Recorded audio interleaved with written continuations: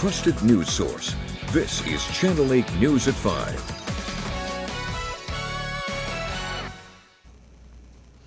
Coming up, today is the special election in District 1. We'll have live reports from both parties. But first tonight, Jeff Fortenberry sentenced today for lying to the FBI. Good evening, everyone, and thank you for joining us this evening. The former congressman received 2 years probation and a $25,000 fine. He's also required to complete 320 hours of community service.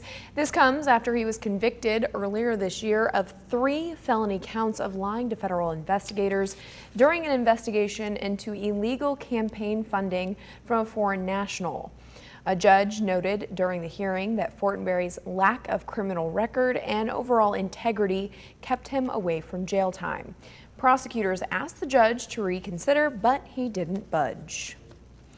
And Fortenberry's sentencing comes on the same day as a special election to fill his congressional seat. Voters are deciding between Republican Mike Flood or Democrat Patty Pansing Brooks. The winner will fill out the final 6 months of Fortenberry's term. Here's video from polling locations in Lincoln today. Some think more voters may come out because of the latest overturning of Roe v. Wade with the U.S. Supreme Court. Officials remind you, though, this election is just as important as any other.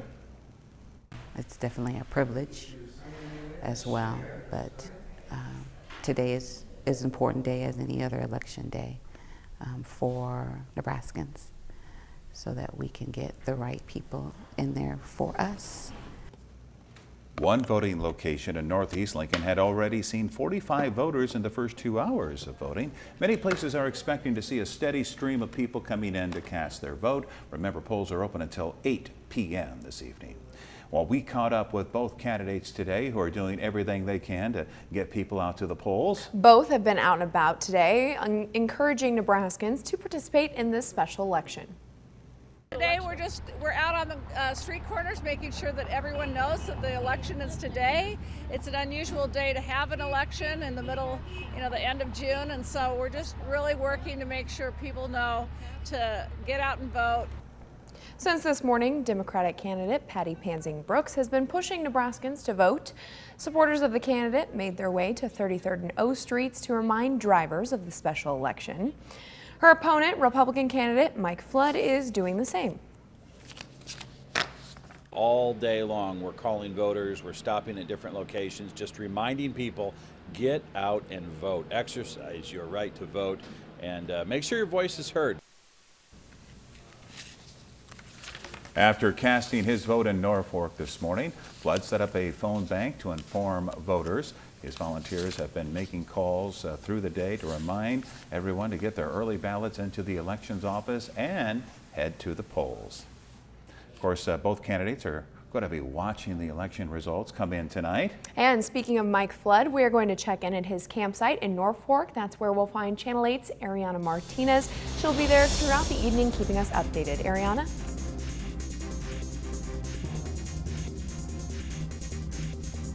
Out to Norfolk, Nebraska today, where the party for Mike Flood is getting ready to get started. Now, I am outside the venue. It is here in Norfolk, and it's called The Venue here in Midtown. And they are still setting up, getting balloons ready, getting ready for a big party tonight. So there's not many people inside at the moment. It is set to start at 7 o'clock this evening, and Mike Flood is supposed to arrive around that time as well. I haven't had a chance to speak with him just yet, but I know he had a very busy morning out campaigning in different parts of Nebraska. We will make sure to get you an interview with Mike Flood as well as those supporting him today. Make sure to stay with us. I will be live right here back at 6. Now, remember, if you haven't gone out and voted just yet, the polls are still open and you can still cast your vote. So make sure that you get out there and vote. And driving into Norfolk today, I saw that there was sign after sign after sign for Mike Flood. Make sure you get out and you vote, and I will be right back here at 6. Reporting live in Norfolk, Ariana Martinez, Channel 8 News. All right, thank you so much, Ariana, with the Mike Flood campaign.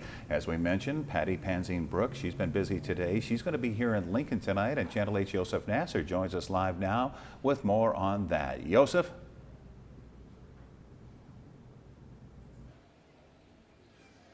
Hey, good evening, Rod and Megan. I'm here at the Alchemy Bar in Haymarket, of course, as you can see, the site of the Patty Pansing Brooks election party. Pansing Brooks, of course, is vying to be the first Democrat to hold Nebraska's first congressional seat since 1967. Only 6 Democrats have held the seat since the district came into existence back in 1883. But the indictment of Jeff Fortenberry has created a vacancy, and the Supreme Court's reversal of Roe v. Wade last week may have created a window of opportunity for Pansing Brooks to win that seat in today's special election. I was at the Pansing Brooks press conference last week shortly after the High Court reversed Roe v. Wade.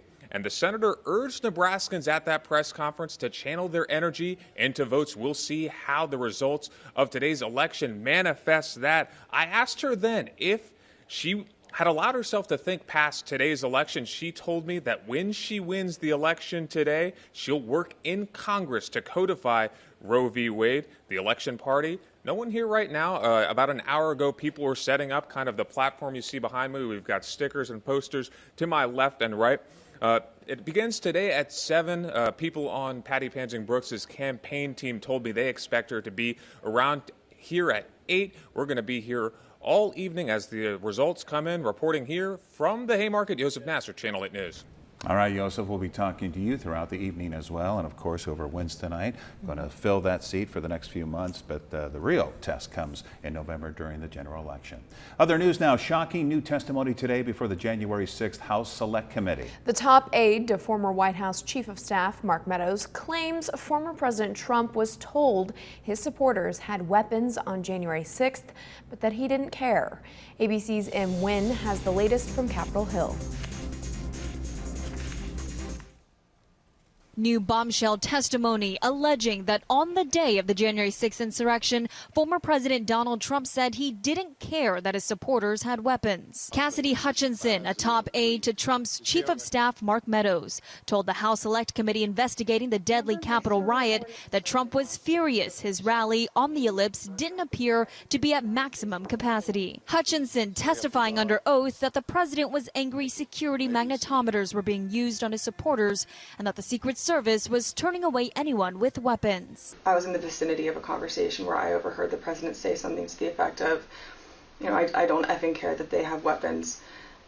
They're not here to hurt me. Take the effing mags away. Hutchinson said the former president and Meadows were aware of potential violence the day the election was being certified. I found Mr. Meadows in his office on the couch. He didn't look up from his phone and said something to the effect of, "There's a lot going on, Cass. But I don't know, things might get real bad on January 6th. Hutchinson also recalling a physical altercation with a Secret Service agent on January 6 after Trump insisted on driving to the Capitol. The president said something to the effect of, "I'm the effing president, take me up to the Capitol now." The president reached up towards the front of the vehicle to grab at the steering wheel. Mr. Engel grabbed his arm, said, "Sir, you need to take your hand off the steering wheel. We're going back to the West Wing. We're not going to the Capitol." Former President Donald Trump quickly responding to Hutchinson's testimony, saying, quote, "I hardly know who this person is," calling her bad news. M. Nguyen, ABC News on Capitol Hill. Let's check in now with meteorologist Rusty Dawkins for your first forecast. We started off on a relatively cool note this morning.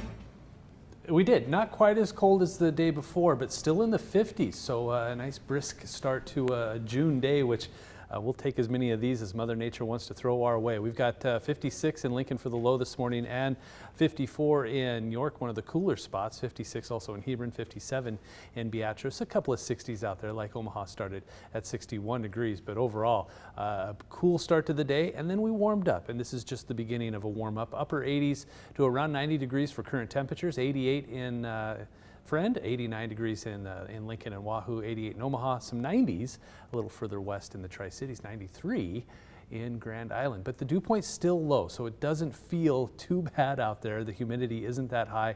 A lot of middle and upper 50s for dew points, a couple of 60s in some spots like Falls City at 61 degrees. So the dew point is not factoring into any kind of heat index, but that'll come tomorrow. The wind speed is out of the north or out of the south and west at 10 to 20 or 25 miles per hour, so a little breezy. That's also going to pick up a little bit tomorrow. So your forecast hour by hour as we head through tonight will slowly drop those temperatures into the 70s as we head towards the overnight hours and eventually into the middle and upper 60s by early tomorrow morning. So a warmer start tomorrow by about 10 degrees. and that means we're going to continue to warm up as the day progresses. And there's some thunderstorm chances as we head towards the end of the week. We'll talk more about that in a few minutes. All right, thank you, Rusty. We're getting brand new details on a pair of fires that happened within 8 hours of each other between last night and this morning. The latest blaze we first brought you as breaking news this morning. LFR says a 48-year-old woman was saved from the flames at the Villa Apartments near 70th and Adams Streets around 1 a.m. LFR says they quickly put the fire out on a third-story balcony, but learned it had also spread inside. Crews were also able to save a cat. And just hours earlier, LFR rescued another person from a house fire near Belmont Park at 12th and Irving. They say the resident was saved from a bathroom window and taken to the hospital, but is expected to be okay. A dog was killed in that blaze. The cause of both of these fires is still under investigation. The Lincoln Children's Zoo announced that starting today, there's a new addition being featured at the zoo. That's right. Meet Lancaster, a baby giant anteater that was born on May 29th. Baby and mom will be on exhibit every day from 10 to noon. The zoo says due to the continued decrease in giant anteaters population, baby Lancaster is incredibly important for animal conservation efforts. Still to come on the news tonight, the latest details after dozens of people were found dead in an un-air-conditioned semi-trailer. And Ghislaine Maxwell was sentenced today. We're going to have both stories after the break. Now is the time to upgrade your flooring, and our experts at Emo Flooring are here to help. Stop in today to see a wide variety of options, including the best in shop floors. Our team can guide you to select the right flooring at a great price. Emo Flooring. Life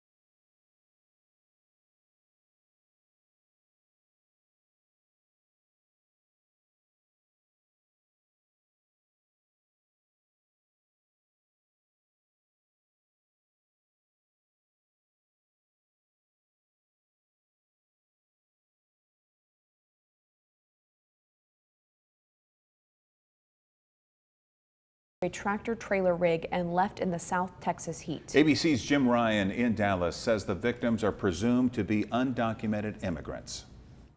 Authorities say the dozens who died and the ones who were hospitalized were among people crammed into an unair-conditioned semi-trailer parked on an isolated roadway near San Antonio's Lackland Air Force Base. A passerby called 911 and firefighters were faced with a mass casualty incident. I believe we're going to need more medics. So far I have about probably about 6 or 7 more patients that I can see. The temperature in the Alamo City peaked at 100 degrees on Monday. Mayor Ron Nirenberg said it was undoubtedly hotter in the trailer. We are dealing with a horrific human tragedy, so I would urge you all to think compassionately and pray for the deceased, the ailing, the families. A human tragedy tinged with political overtones. Republican Texas Governor Greg Abbott tweeted, "These deaths are on Biden. They're the result of his deadly open border policies." Aboard Air Force One, White House Press Secretary Karine Jean-Pierre responded. We're focused on continuing our historic actions to disrupt dangerous smuggling networks, including through a new anti-smuggling campaign that just in the first 2 months resulted in over 1,800 arrests. Mexican Foreign Minister Marcelo Ebrard tweeted that the immigrants in the trailer in San Antonio had come from at least 3 Latin American countries, Mexico, Guatemala, and Honduras. Some of the victims are still awaiting identification. Federal officials took 3 people into custody for questioning. Jim Ryan, ABC News, Dallas. Now, your Storm Alert Team Forecast from Nebraska's trusted news source. Outside, it's tons of sunshine, wall-to-wall blue sky all day long. If you were able to get outside earlier, it was comfortable. The temperatures were nice. The humidity was pretty low. The humidity is still low. Just the temperatures are jumping up a little bit. 89 degrees East Campus, 89 at the airport, 87 in Denton Road, Yankee Hill at 88, Southeast Community College at 89.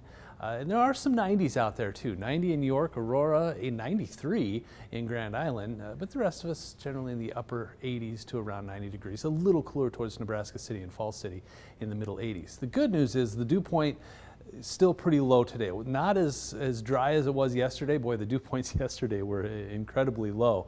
We're starting to see the moisture return to the atmosphere. 58 right now in Lincoln, 59 in Beatrice. Still, that's tolerable, especially when we're just getting cranked up into the summertime. July right around the corner, and we have dew points in the 50s. That's fine. But this will start to increase as we head through the next couple of days. Satellite, very, very quiet. Maybe 1 or 2 clouds near the Tri-Cities. That's it. A couple of showers and thunderstorms in northeastern parts of Colorado. That may eke its way into southwestern Nebraska. McCook and areas in southwestern Nebraska might see an isolated thunderstorm tonight, but the chance is pretty slim. It's really quiet. I mean, look at the surrounding states. You have to go all the way over to Casper and Denver before you see any kind of real threat for precipitation. So stormcast going to be quiet tonight.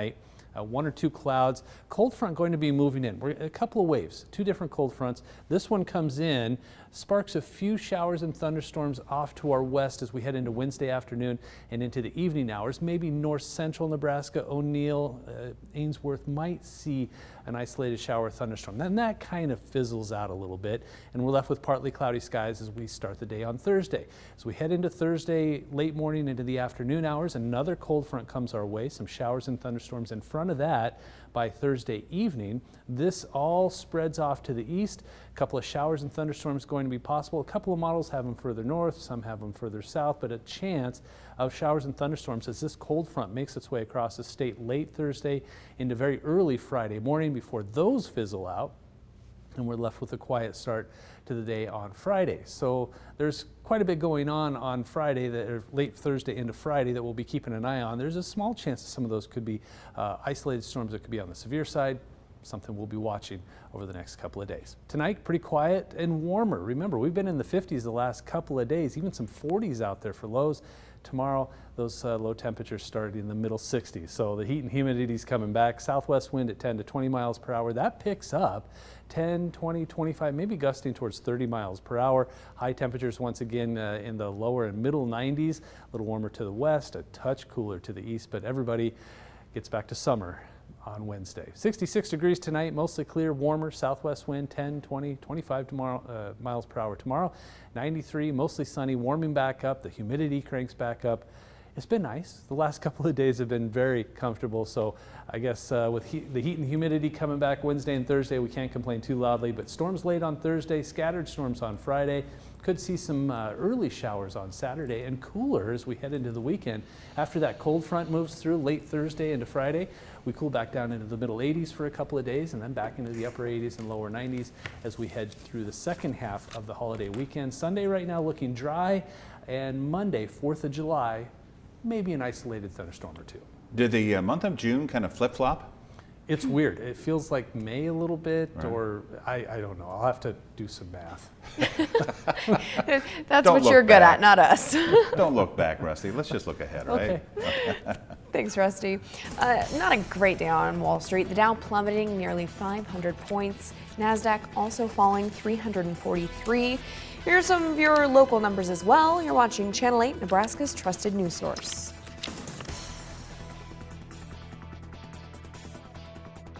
Tonight, the unplanned January 6th public hearing, what new evidence has revealed. Plus, as the Supreme Court rules on more cases, the fallout over Roe v. Wade continues. More Americans turn to World News Tonight with David Muir, the most watched program on all of television.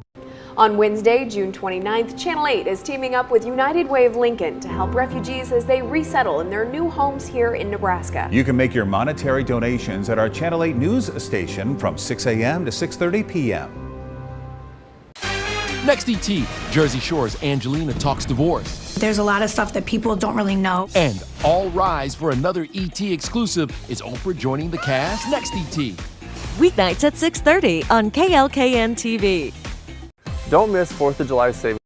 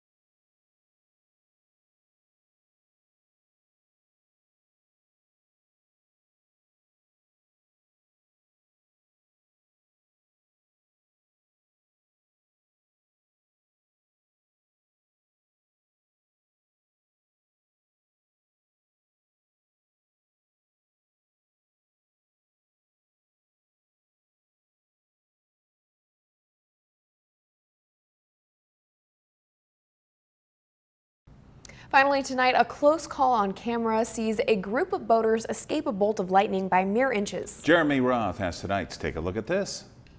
A group of boaters on a fishing expedition ended up becoming the catch of the day when a Coast Guard chopper crew hoisted them to safety after a lightning strike cut their pleasure cruise short. The shocking strike hit the boat about 100 miles off Tampa Bay's coast, disabling it and reportedly knocking one of the passengers out for just a moment. But thankfully, the vessel was equipped with an electronic safety beacon that, once activated, allowed the Coast Guard rescuers to quickly find the group and pull them one by one to safety. A pair of paddleboarders had to be rescued from Scottish waters after strong winds pushed the pair nearly a mile out to sea. An urgent call was made after the boarders could be heard crying for help, at which point a lifeboat loaded with volunteer rescuers quickly responded and plucked the pair from the water just in the nick of time.